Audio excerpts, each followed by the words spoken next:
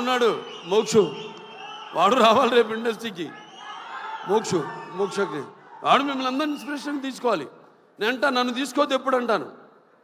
మీరు చాలామంది బాధపడచ్చు అభిమానులు, నన్ను ఎప్పుడు తీసుకోవద్దు.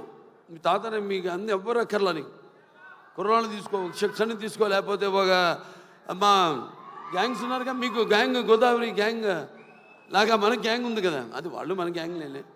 ఇది మన అడివిశేషు కానీ లేకపోతే ఈ సిద్ధు జొన్నలగడ్డ కానీ మన గ్యాంగు తీసుకోవాలి. ఇన్స్పిరేషన్గా తీసుకుని నేనున్నా, నీకు అందులో భయం లేదు.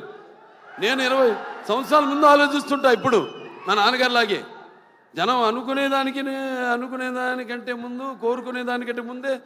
ఎందుకంటే మేమంతా అయితే నిత్యావసర వస్తువులు లాంటి వాళ్ళం. ఎలాగైతే మనం ఈ దైనందిన కళాపాలలో సతమతమవుతూ అన్న వస్త్రాలు అవసరాలు పాతూ